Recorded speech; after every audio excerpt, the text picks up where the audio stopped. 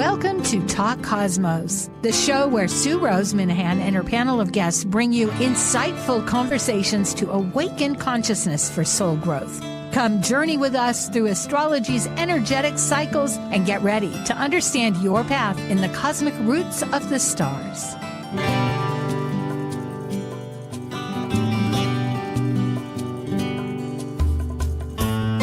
Hello, everybody. I'm Rose Minahan. This is Talk Cosmos, and today we're talking about the new moon in Cancer, 4 degrees. And I need to be right up front, transparent. Not only did we schedule this ahead, because there is the various things happening, plus the solstice, but we are pre-recording. So this is on the 12th that we're actually pre-recording this, and it won't be for 2 weeks. You can already see that Jupiter in Cancer, which is mutual reception to Mercury, not Mercury, but Venus in Cancer.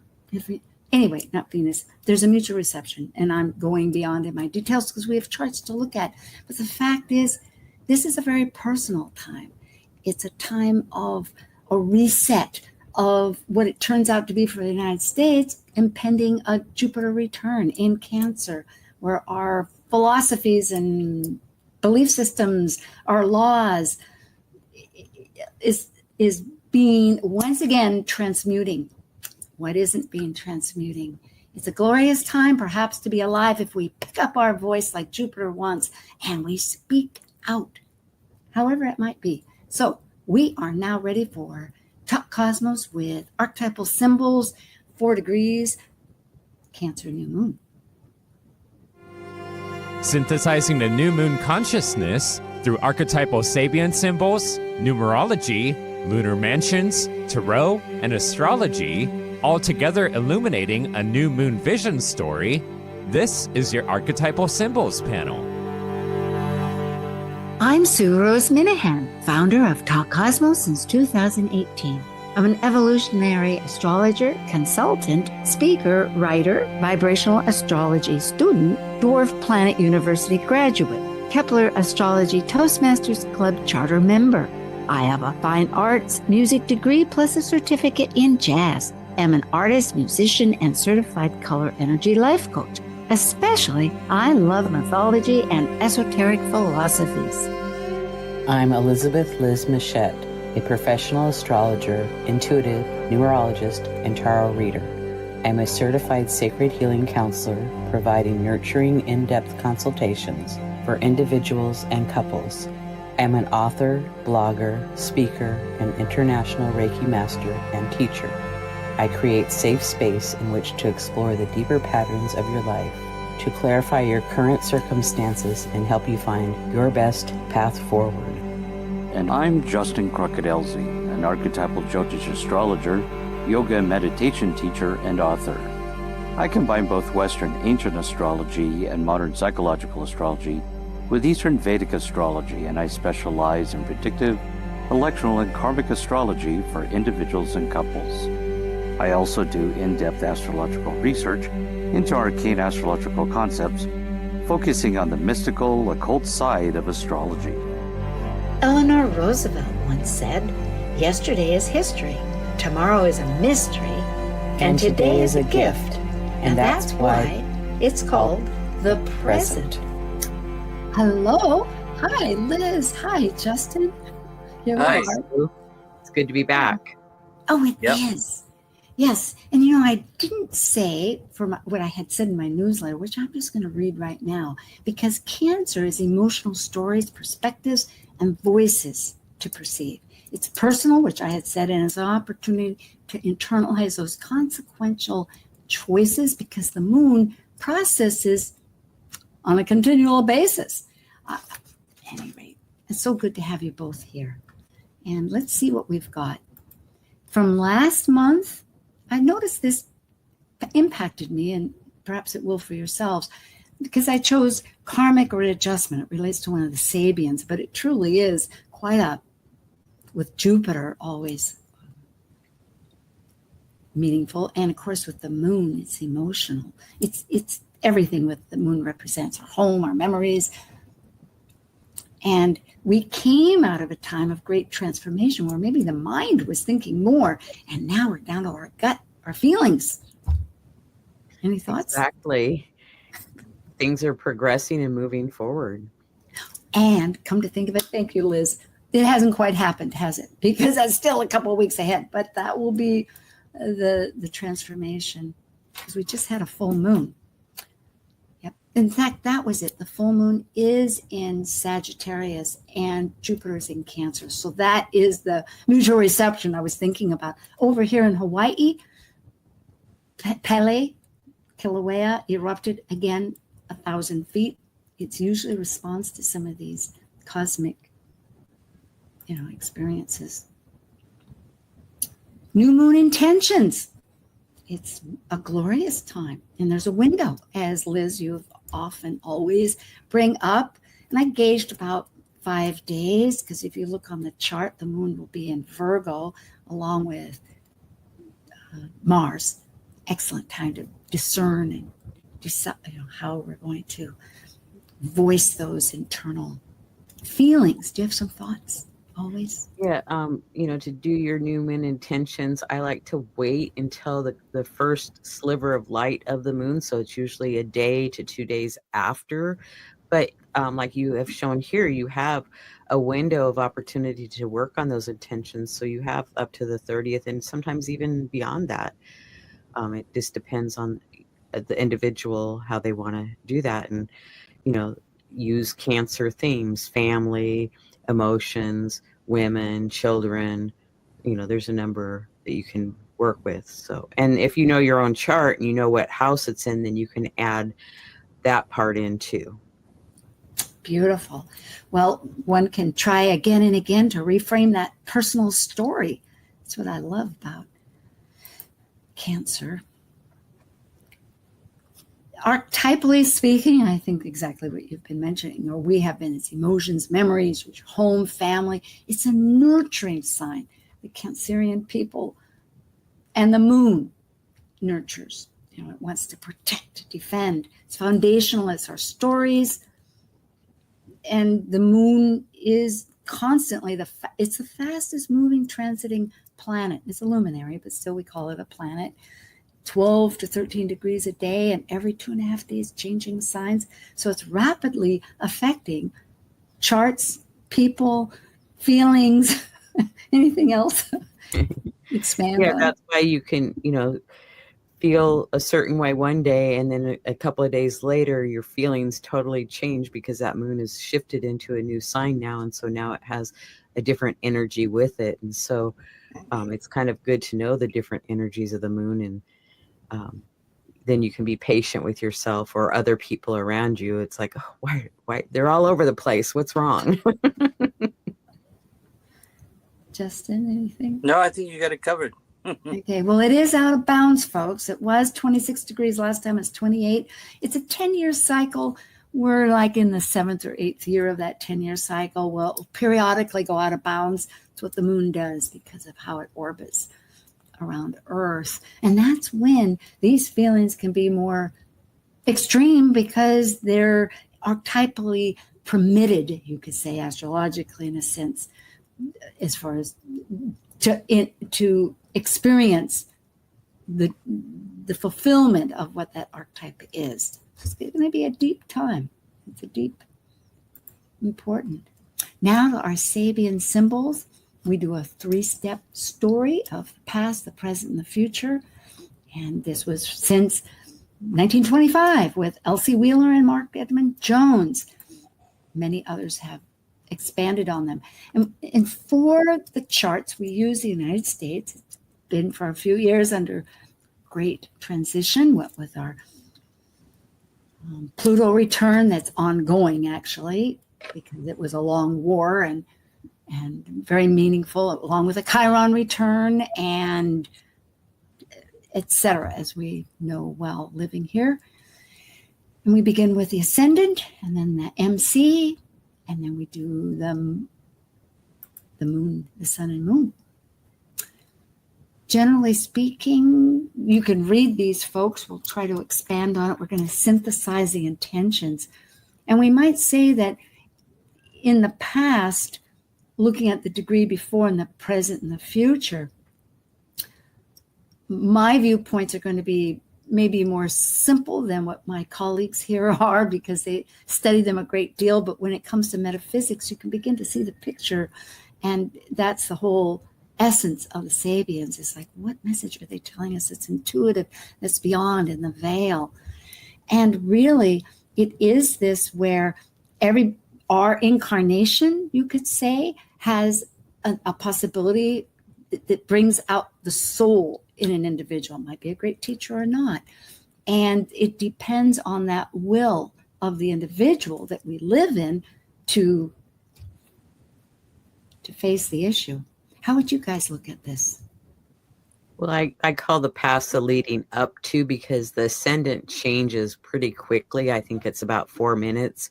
It changes. So leading up to it, it's like it's fast. It moves quickly. So, and then the present is the now, and then the future is next, is how I look at it. So, Justin. That's really great. Well, so because this is the ascendant for the West Coast, right? And so when we look at the past here, we're talking about how there's actually about understanding the different levels of experience, and we're talking about emotions here and seeing its deeper meaning and the potentiality and revelation. And then we're moving on to understanding that in that process, there's the power of our will, emotional will, in shaping our character.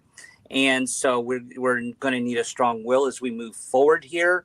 And then, of course, that's leading us to, as we're moving forward into the experience, in understanding and the wisdom in the experience with the permanence and truth.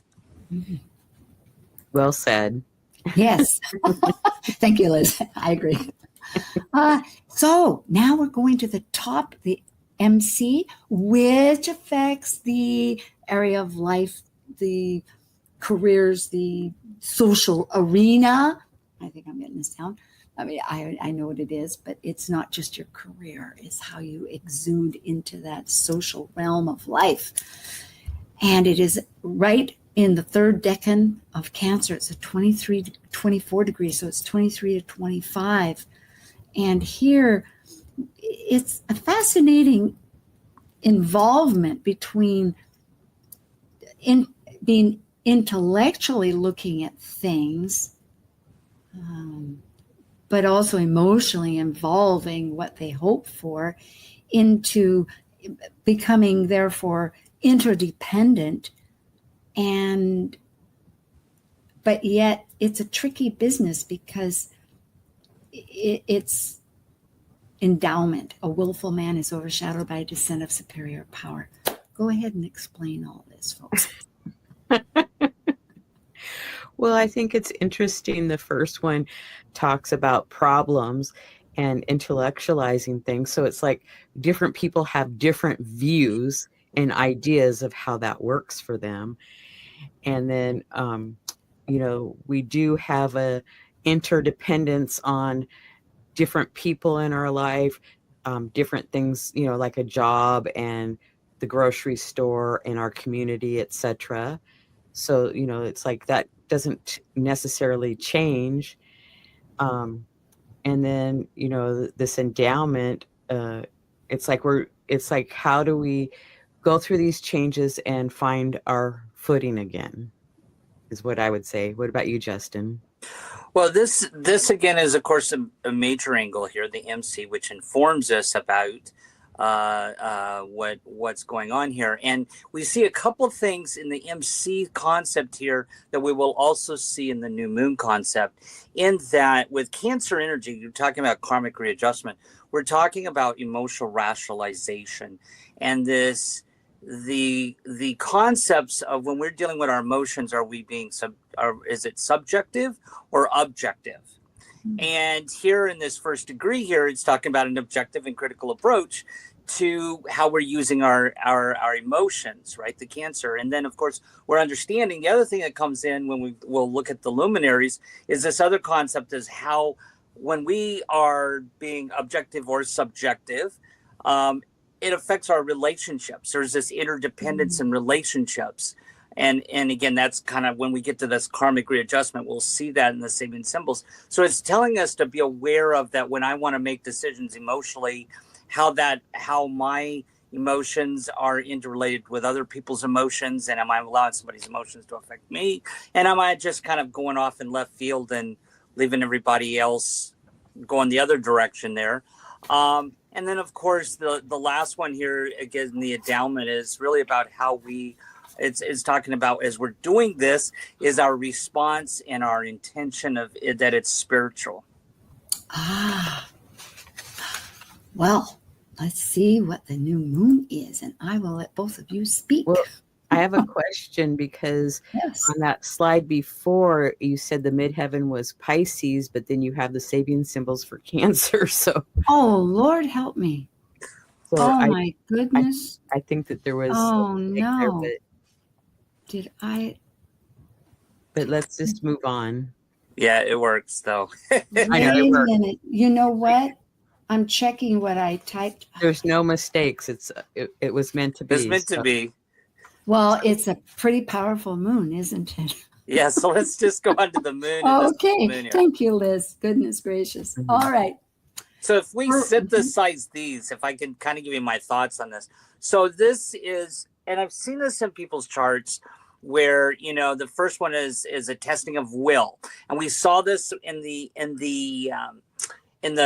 degrees of the ascendant, where it's talking about character and testing and the strong emotional will. So there's something here about character and strong emotional will as we're moving forward in our current experience.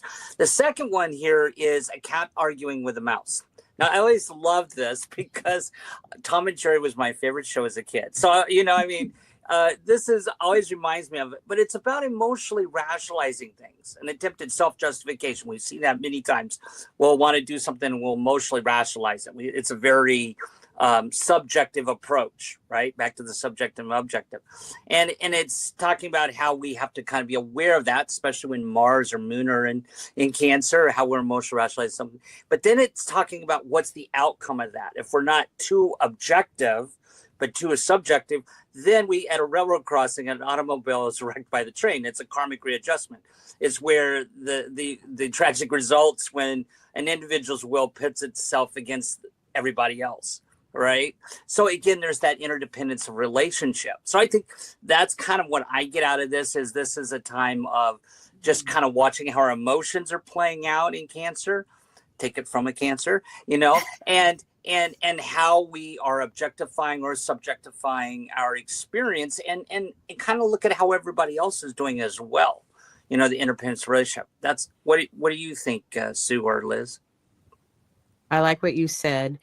And everybody, I want to make a comment that everybody has Cancer in their astrology chart somewhere. Yes. So even though if you don't have a planet there, you still have it somewhere in your chart. So it's like you can relate to it regardless. And beautiful. Plus we have a moon, and the moon in some ways,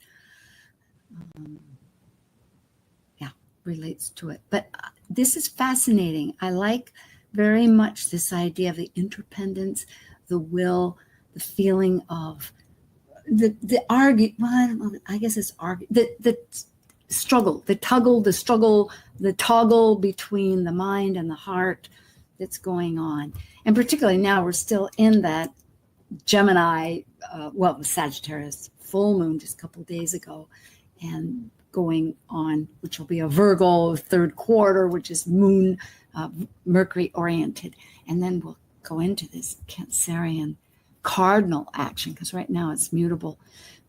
But in the last one with karmic readjustment, I know this idea that, and would you say then, instead of the negativity, which Dane Rudshar himself says, rather than negative, you know, we learn through process of trial and error, I suppose, or failures and lessons, but like making lemonade out of lemons a bit, although right now, I don't know to what degree we can make a lot of lemonade out of what's happening, but well, yeah, he talks about that, you know, sometimes when we have a very subjective way of looking at things. We don't want to look at it objectively. Screw it, I'm going to emotionally rationalize something. Well, then then we run into a challenge, and we've created a destructive experience where we're going to, let's say our mom says that the iron's hot. I'm going to emotionally rationalize, say, no, it's not. And I touch my hand, and I have to burn myself in order to learn a lesson here, right? Because, so there's that karmic readjustment. I think it does really, there's a deeper spiritual thing. I agree with you, Sue, on the spiritual experience, that there's a karma involved here. That and we all go through some type of destructive experience or difficult, challenging experiences in our life. And it's how we're, there's a karma with that, right? And how we emotionally, our emotions in that experience, and how are we objectifying or subjectifying our experience. I think it's always good to bounce things off other people. That's, so that we get in another objective experience from somebody else, from a friend or something. And it seems that's exactly relates to one of the Sabians. And I will have to pull out the 23 to 25 Pisces, because it's at the very end, and I'm sure it's more spiritually based. It usually is for Pisces, yes. Yes, exactly.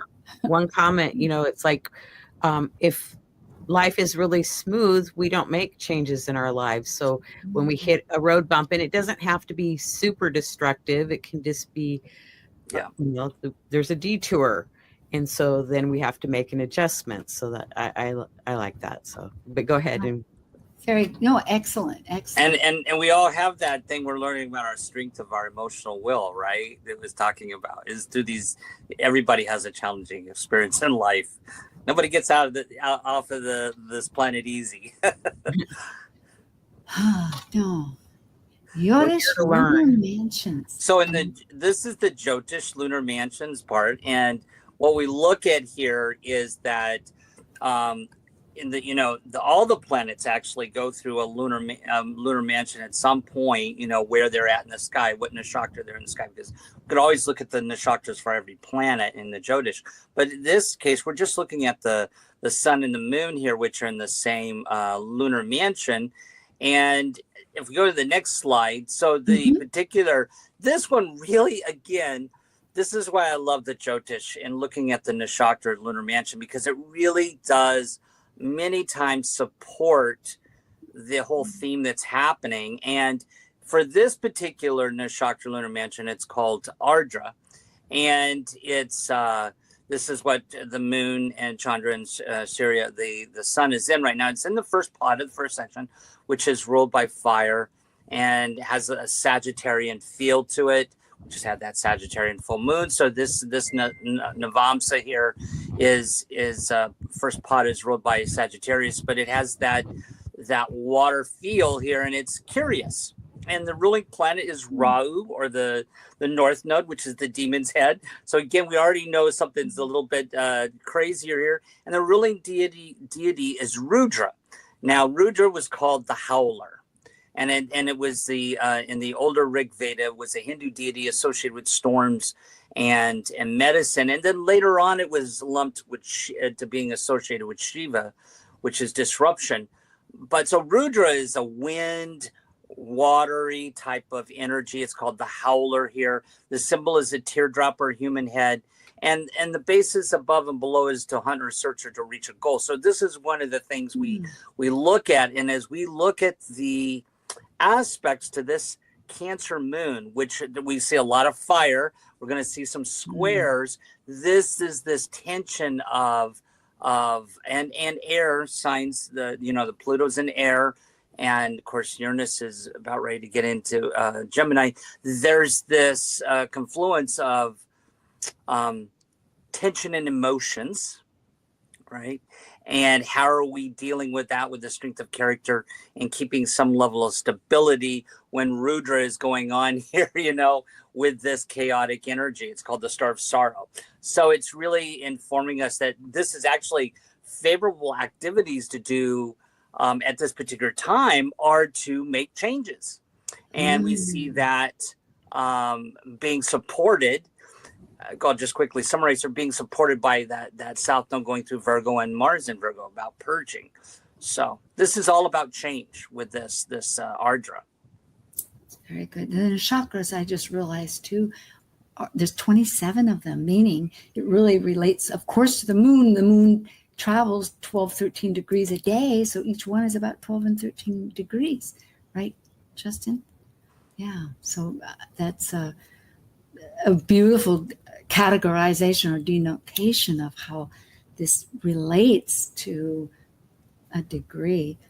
Well, that's quite an association. It's curiosity. So that brings in this one that we're currently this in. Gemini energy and Sag energy that's affecting us, that we're coming out of the Gemini into Cancer, but that Sagittarius is affecting that as well. And the nurturing of Cancer, a teardrop. It's like being caring. Well, thank you. Liz, did you have some thoughts or questions? No, I just always am very interested to hear about it and learn. I'm very Yes. Okay, the arcana we have for Cancer, the Chariot, and for the moon, Chariot's number 7 and the moon is 18. And for Tarot, Cancer, which I'll just start with the first one and we'll take a little break after this. It's that balance of heart and mind, yin and yang, as you said, Liz. Why don't you go ahead? This is well, yeah, because you have the white and the black on there, so it's very yin and yang, so it's trying to accomplish balance, and there's like lots of hard work. And I always think of the Chariot as a scout, that he's like goes out in his chariot and kind of like circles the area and maybe scouts out like, okay, well, we could forage over here, or we could move camp to over here, or that. Justin, do you have anything to add? No, I think you got it covered. And then the moon card is, intuition, emotions, feelings. And it's in this picture is like, is the moon full or is it at a crescent, or, what is it? It's hard to say. But to me, I think of it as a full moon cycle. So, about 29 days of the moon going through the 12 signs. And like you have on here, the subconscious, and it's like it changes all the time. So it's like there's a path there and a dog and maybe a coyote or something. And it's like, okay, what are you going to come up on in the dark? What are you going to find in the dark? That's a good point. And the other side of the moon we never see. It's always, I think now they have pictures and whatnot, but generally it only shows its one face, which is so amazing because Cancer is so private. It's like we have that deep part of ourselves. It's personal, truly personal. And with the moon card. Well, we will jump into numerology before we take off for a little break. Or shall we, let's come back and we'll do that. Okay, we'll be back in a moment. See you. Thank you. We'll just... While we take a break from this week's edition of Talk Cosmos, let's take a look at this cycle's archetype. We are currently in the period of Gemini. By leaving a cycle based on physical form, integrated through spirit, the energy of Gemini connects spirit with matter, focused on communicating and defining the external. Gemini is a mutable air sign signifying flexibility. Gemini dually focuses upon teaching and learning in order to synthesize the world one lives within. Talk Cosmos brings insightful conversations to awaken consciousness for the soul growth with hour-long programs. Talk Cosmos weekly programs are also available to watch live on the Talk Cosmos YouTube channel and Facebook page. While you're there, make sure you click the like and subscribe buttons so you get the full Talk Cosmos experience. Or if you'd rather listen to the show archives with audio only, the entire podcast collection since 2018 is available on most podcast carriers. And to find out about upcoming programs, sign up for the newsletter at talkcosmos.com. So grab your coffee, tea, or kombucha and enjoy the show. Tell your friends about Alternative Talk 1150. So, number 4, practical, loyal. It's service, it's a foundation, and hard work. It's holding up 4 corners, stability. And it will be the sun, the moon, and Mars. which is so interesting because as Mars moves ahead, it cuts the ties of Cancer. However, Mars happens to be in Virgo, which is discernment. So they're teammates here.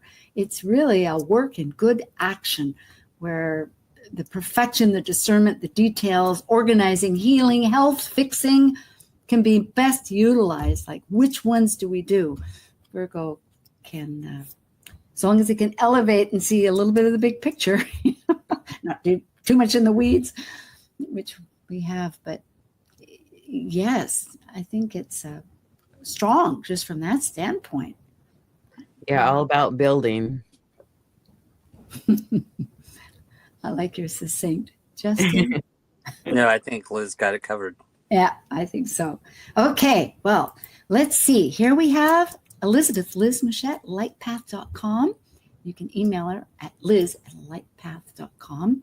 She has a YouTube channel, and Justin Crockett Elzie, and that's his website. Or you can go to his YouTube as Astrological Yogi and email him at justin.elzie, Elzie. And myself, Sue at Talk Cosmos, info at talkcosmos.com, and my own, of course, YouTube channel. Liz? And I have a YouTube channel with a variety of shows each week. Justin's on a few of them, Sue's on them. So please stop by and check it out. Thank you. Yes, your astrology, star sisters, and quite a few forecasts. It's a good potpourri of content here. Yeah. And Justin. Yeah, I might say she has a really great potpourri of a lot of really good educational content, definitely. On mine, I'm just a consulting astrologer. The best way to get a hold of me is through my email at justin.elzie at gmail.com. And again, good place to find me is at Astrological Yogi on YouTube. Very good. Talk Cosmos, we have weekly various content. And of course, we did the Jupiter in Cancer and Saturn in Aries, did a bit about the dwarf planets, which I and Liz are also engaging in. And we have one coming up about the solstice. And next week will be the vibrational astrology, summer new vibrations, which is always a great message for the whole season. And then again, our Astrojam, and we'll cover this time Jupiter and the Uranus ingress charts. So check us out, and thank you for subscribing and listening or downloading. Just to bring your attention to the first Fractal Cosmos Vibrational Astrology Conference, and it's quite reasonable. It's online, and that'll be Labor Day weekend. Let's look at this, our actual astrology. The planet rulers for the ascendant and MC, of course, is the Eastern time zone for the charts that were given. And here I have it correct. It's in Pisces, not for the MC. But the moon, most interesting to me is the fact that the sun and the moon, of course, that is the new moon. Yet Jupiter, which is the dual ruler of Pisces with Neptune, is also conjunct the new moon. So it's quite a intensity, I would say. Okay. This is action, and there's more action than even I put into this. But yes, and I think several are prominent. There's the new moon itself with Jupiter in contest working with the new outer planets that just went into Aries. That's Saturn and Neptune. And that's really trying to elevate us, I think, to a spiritual context, but it has a lot to do about authority and dreams and the beyond. We're in a complex time here on June 12th with the U.S. and the world. And personally speaking, not to be honeycoating everything, people have intense stories that we're happening with, but it's all this huge process that somehow will keep going forward. Thoughts about anything? Well, I find it interesting that all the planets that are in Aries are square to something else in the chart. So we have this cardinal initiation of Aries, Cancer, Libra, and Capricorn, even though there's no planets in Libra at this point, but they're all squaring each other. So there's some actions that need to be taken with all that. And we have Saturn, Neptune, Ceres, Eris, and Chiron all in Aries. Yes, and picking up on that just for a moment here, I love your thought because it's going in a new direction. Aries is that instinctive energy forging into what it is a new becoming, a new identity, a new venture. And it's, how do we feel about that? How's our attachments? Justin? Well, I think the biggest thing here is, we've got the square between fire signs and water signs, and this always creates steam. There's a concept actually in Jyotish or Vedic astrology called Gadanta, which is a spiritual knot. And so when we have this confluence of hard aspects between water and fire planets and fire water, it creates a real tension that's really dynamic emotionally, right? And so I think the big thing here, we see this Jupiter, which is inflating these emotions where in the collective right now. I think that's kind of big, right? And there's this concept about families and children that's happening, right? And we're seeing a lot of that's going to come to the surface with Jupiter going into Cancer. But Jupiter's inflating this emotional moon here. And again, this kind of goes back to those watching how we're emotionally rationalizing things, because our emotions are going to go, that moon's out of bounds, right? But then it's squaring this strong individualization Aries, which is really only focused on me. There's a really little bit of selfishness here in the collective. And I think this is kind of how we're running into, like, we're seeing all these demonstrations. This is really Jupiter squaring that Neptune, which represents the collective, with Saturn. And the thing is nobody's giving ground. I mean, this is really coming together. And it's highlighted with that Mars-Uranus square as well right now. And yes, this is representing this sort of sudden events and sudden change. So this is definitely, as you and Liz have talked about, really kind of, it's a good time to really ground yourself, ground your emotions, really lean into objectivity with our emotions, because there's all this. And of course, again, with the opposition with Mercury and Pluto, I mean, what more can you say there? That's really kind of, thinking is always in this transformational, experience.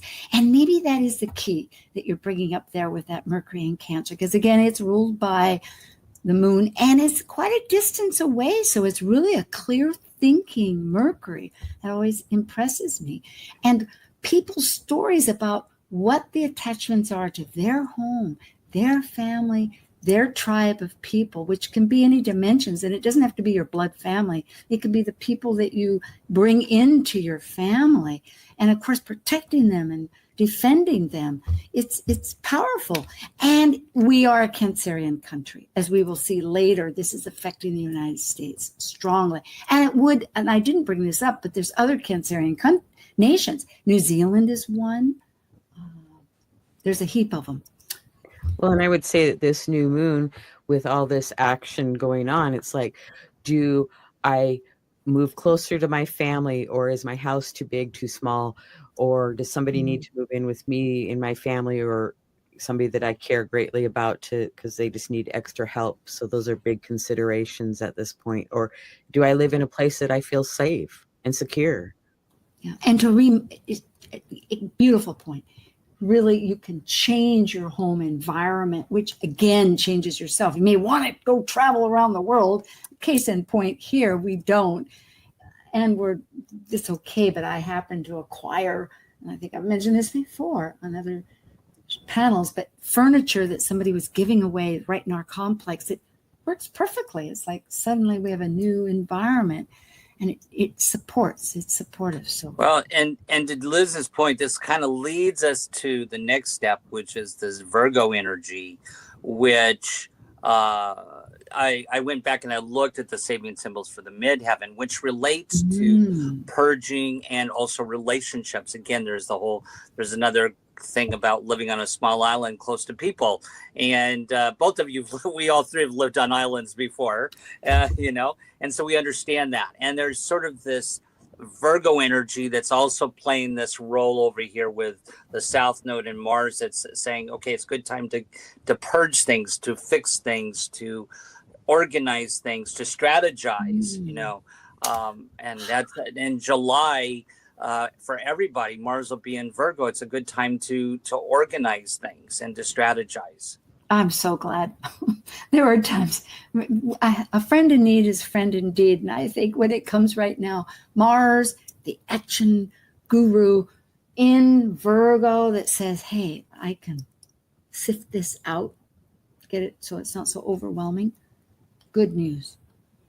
So we have some minor grand trines, or they're called talent trines. There's 2 of them here that Sue has drawn out. So three actually. Oh, okay. And so well, I kind of go, no, maybe it is 2 because forget the Black Moon Lilith. That's my boo-boo. Wrong one. There's 3 of them. But go ahead, Liz. So one we have Uranus, Saturn, and Pluto involved in, and then the other one is the Sun, Moon, and Jupiter with Mars, and it looks like Vesta and Hygeia, right? No, it's not Hygeia. No, that's Haumea. Haumea, yes, the planet of rebirth, along with the hearth and our alliances. Like, how are we rebirthing? What's really going to support the fire, the flame, the hearth of our marriage, of our relationships, of our, not relationships so much, but alliances. Well, and I think, we look at these sextiles and trines are also an easy flow of energy. So I think this is also something we've been dealing with, a long-term aspect here with this Uranus-Pluto trine. That's really kind of, even though that Mars squaring Uranus is not a long aspect, but it's kind of coming in and hitting everything. But this is a longer aspect that Uranus is trining Pluto. I think this is a big reason why we're seeing a lot of what we're seeing. But it's an easy flow right now. So this is a time where we're more apt to make changes and easy to make changes with that flow.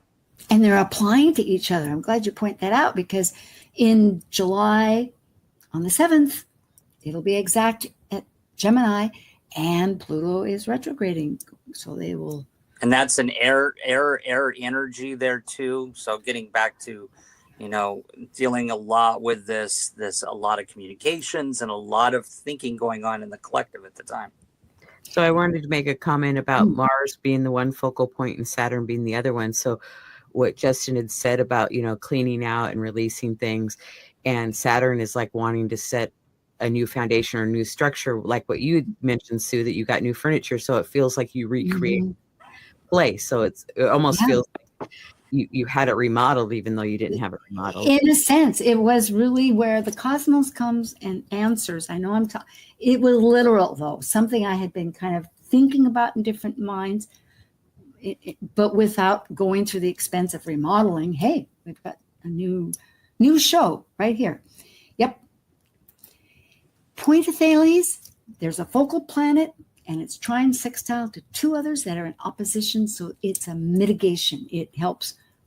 And actually, if you go back to that just for a second, sure. So the AB is in opposition always. So the AB, and this is a geometric theorem, and it's about a completion of a cycle here, because we're starting with an opposition.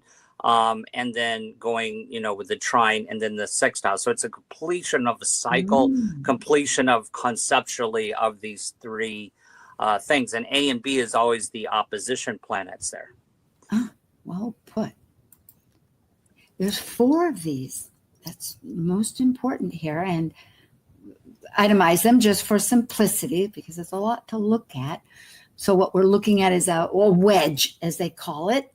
And I have them Venus, Mars, Uranus, and the North Node as far as just speed, you might think. But Venus is looking at values and money and resources. Mars is that action with the big picture, and with Pholus, Justin, which you can help us with always, because it's Centaur that was carrying the resources, but it's sudden and it changed everything in the mythology. Pholus with Hercules and Chiron. And then there's a lot of suddenness. There's a lot of values and suddenness that we're looking at. And where's our North Star? And what's our alliances? And what are we thinking about? It's complex. Well, and I always think that the point of Thales, I think of it as another triangle. It's just kind of a lopsided triangle, but there's a lot of hard work that there's to accomplish and reach your goal, or to complete something to move on. And this new moon has 4. So I would just say, be patient with yourself. You might have a lot of demands coming at you from work, family, etc. And, do one at a time and get them done as you can. I'm remembering that during the period that we're in, because again, this happens to be June 12th that we're pre-recording. It'll go on the 15th because of events. And we're in a matter of transformation, core transformation. It's so mutable anyway. And this is leading towards a consequential karmic adjustment, because it's evaluating, perhaps along with that Virgo which is always introspecting, like, what is the truth? Where are we?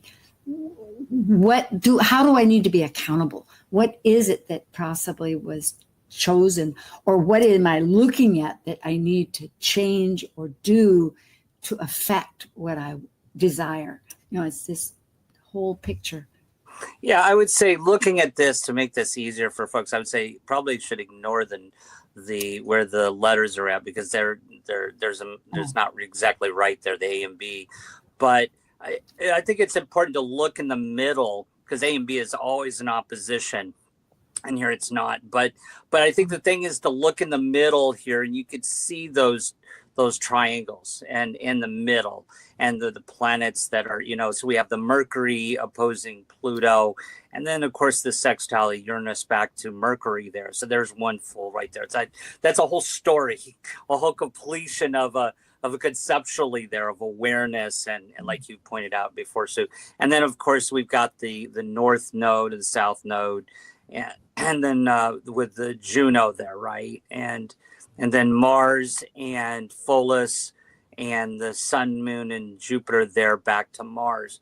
So there's where we see those. And then there's another one with the nodes up to Venus. So each one of those is a story. I tell folks, go back, watch this, and really look at those combinations, and back to the story that is saying, as you were saying, Sue.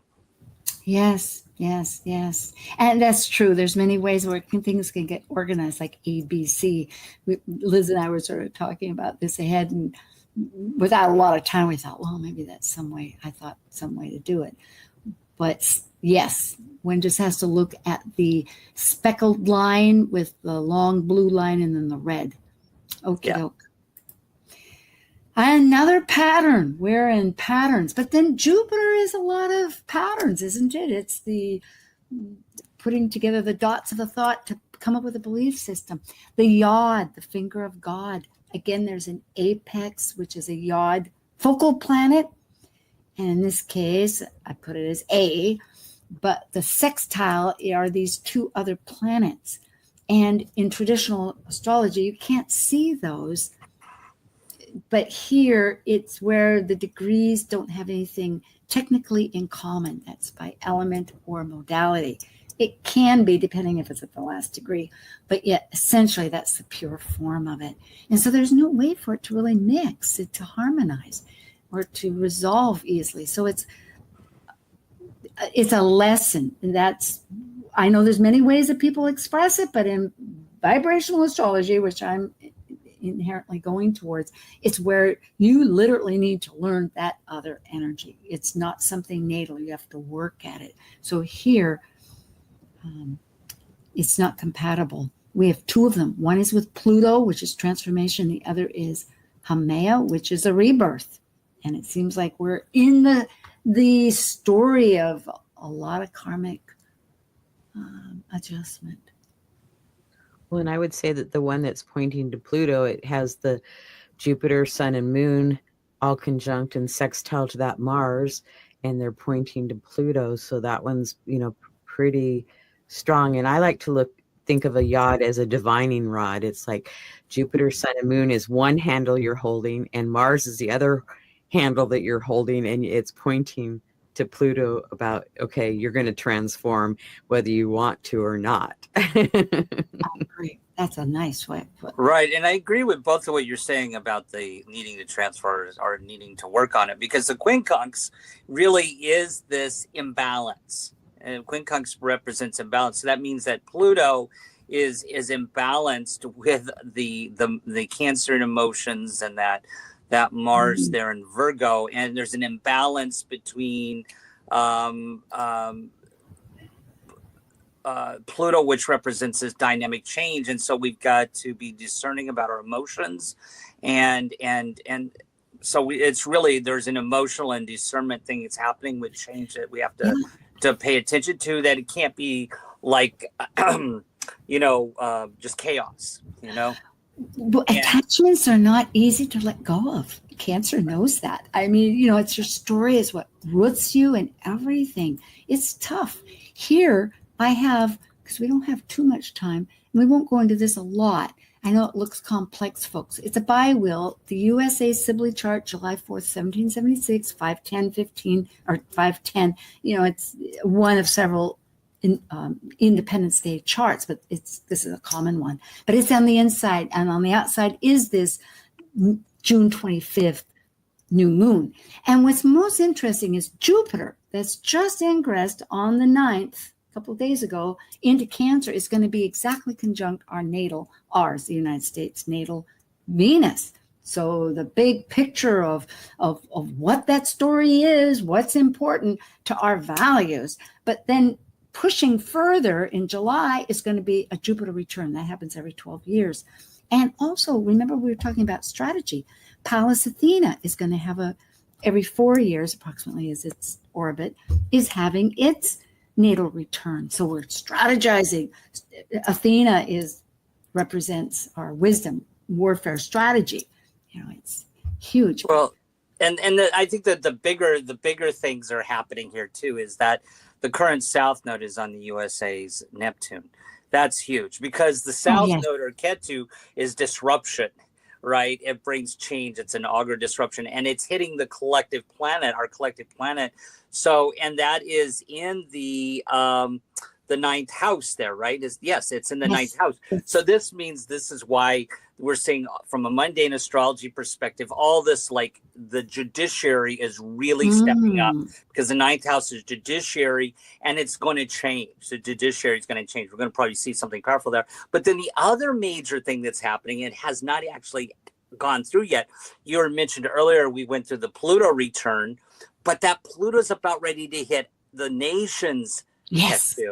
And that brings disruption, and that's in the second house of values. In another year. This judiciary and philosophy being upended, along with our values in the second house. And from Monday astrology perspective, these 2 points are huge. Of course, then that Jupiter return you mentioned is really in that seventh house with relationships. And it's all about, that's where it's going to go back to. If we think about the Sabian symbols, talking about our interdependence and relationships, there's a big point right there. And it's a natural evolution that we're experiencing, that we need to, it's meant to be processed. Well, what did Liz think about that? I'm just curious. Liz didn't get what's your big picture? Can we go back to that slide? Oh, Can we go back to the slide? Okay, you betcha. Well, kind of, I would just say that with Pallas Athena, it's like we have to really tap into our inner wisdom and come up with a new plan, because the plans are changing constantly. And I don't know what day that happens, because Pallas is still retrograde. So it's probably a little bit. It may be a ways out. You're right. It could be that toggle, that energy where you feel it, but it hasn't quite smacked. But we're look at that, and look at that. The nodes are currently the Mars at the bendings. The U.S. Mars is squaring the nodes. Yeah. Right. And so Liz likes to talk about the bendings a lot of times when planets square the nodes. I'm curious what you think about that, Liz. The information is being told. It's like it changes so fast, and you're getting so much information with that Mars and Gemini, In it's like evolution- don't overreact until you know the truth. Well, in evolutionary astrology, that is where it is critical, and you're looking at the past and the future and integrating them. And so how we activate is really, we got to look at Mercury. And again, we're in that zone, but we're going again with our gut going towards the beautiful emotional body of the moon. Well, goodness gracious, we will. Time flies. So we'll be back next month. And Liz. What was that? We'll be back next month. Well, we will. The story goes on, and may you all have blessings of strength and heart. Thank you. Thank you for joining an insightful conversation on Talk Cosmos, the show where Rose Minahan and her panel of guests awaken consciousness by connecting soul growth patterns with astrology's energetic cycles. Be sure to tune in next week, same time, same place, to continue your journey through the roots of the cosmic pathway.